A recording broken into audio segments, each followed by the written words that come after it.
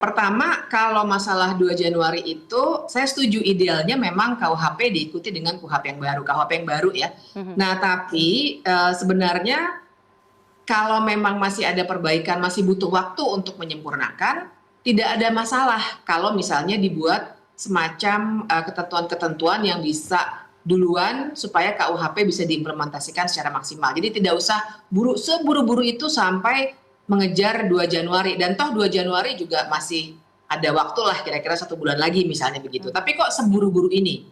Nah, kemudian yang kedua kalau soal, pengawasan tadi ya, adanya CCTV dan lain sebagainya. Pertanyaannya balik lagi, mungkin kita agak trauma kali ya Mbak, tapi kan itulah soalnya dengan reformasi kepolisian. Traumanya maksud saya gini, inget nggak sih berapa kali bahkan dalam kasus Verdi Sambo, Ya. itu CCTV-nya dirusak.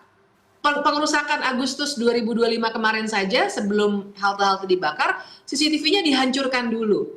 Jadi siapa yang bisa menjamin pengawasan meskipun barang-barangnya fasilitas seperti CCTV ada, kalau sistemnya, sistem pengawasannya tidak dibenahi.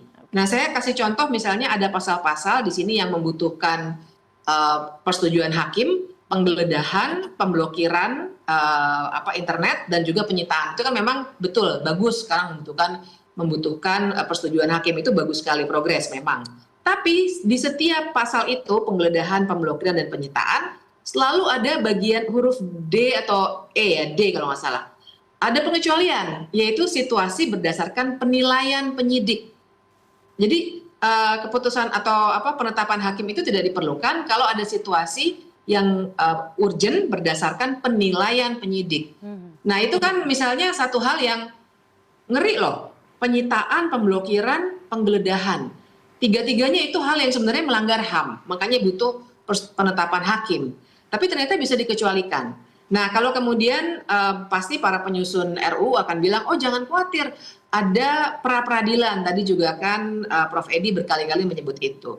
Tapi mari kita ingat juga, pra-peradilan itu seringkali juga tak terlalu bermakna. Mhm. Contoh kemarin waktu kasus Del Del Pedro, Pedro, ya. Muzaffar Salim dan kawan-kawan, pra-peradilannya itu menurut saya kasusnya kuat sekali karena ada yang dipiting di waktu ditangkap dan seterusnya yang sebenarnya melanggar KUHP.